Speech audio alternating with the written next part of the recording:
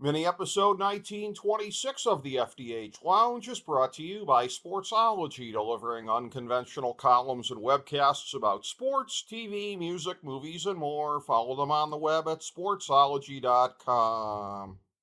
The FDH Lounge. You'll want to schedule your life around it.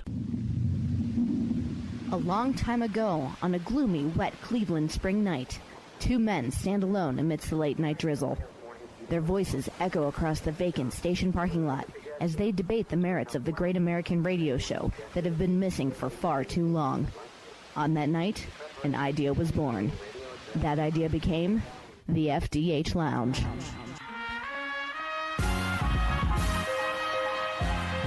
Welcome to the FDH Lounge. Welcome to FDH Lounge mini episode 1926. This is FDH managing partner Rick Morris here with a preview of the 2026 World Cup, which begins June 11th. Here's our top 5 items of note for this huge global event. Number 5. The games return to the United States for the first time since 1994. Canada and Mexico also have many contests, a split last seen in 2002 when South Korea and Japan jointly co-hosted. Fox and their associated broadcast properties have exclusive TV rights in America. Number 4. This World Cup is the first to feature 48 teams instead of the previous 32.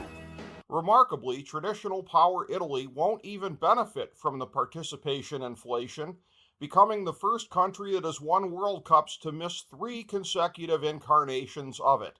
The opening group stage will last from June 11th to 27th, as the field pairs to a round of 32, which will be contested from June 28th to July 3rd, and then a round of 16, which will be contested from July 4th to 7th.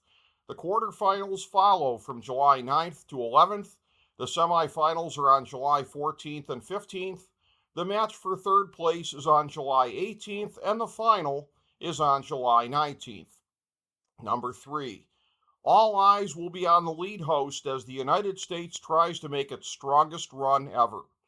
Much like how the NHL expanded into the Sun Belt in the 1990s to try to expand its economic power, FIFA did the same on the same timetable by bringing the 1994 World Cup to the USA in the hopes of expanding soccer greatly in the world's most important market.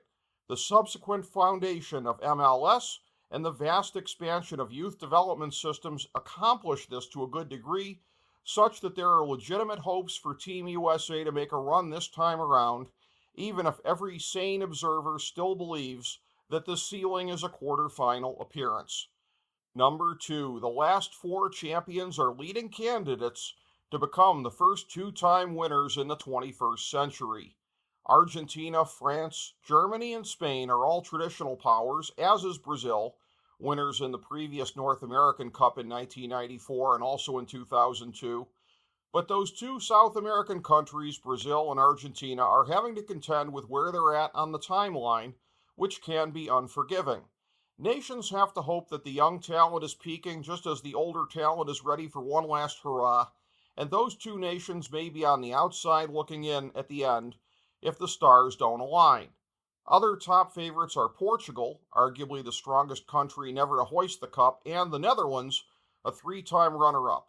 Fortunately for the Dutch, the growth curve of their roster might align with this present moment. Number 1. There are many compelling angles among the biggest favorites.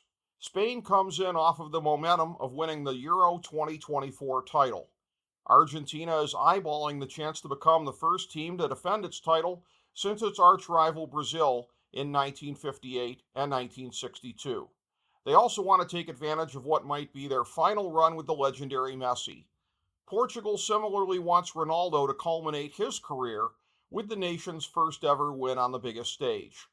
France just missed the chance to go back-to-back in 2022, but still became the first squad to qualify for back-to-back finals since Brazil in 1998 and 2002. Brazil also won in 1994, so France is aiming for that history here as well.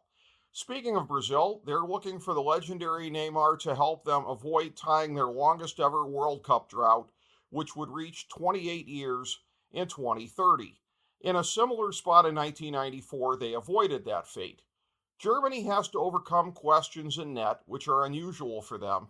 But it's England, with an outstanding balance of talent, looking to bring a fanatical nation its first World Cup championship since 1966, chronicled so memorably on Mad Men, that has an excellent chance to emerge through this field and avenge its biggest loss as an empire 250 years ago, right where it happened, by hoisting the cup in Metro New York.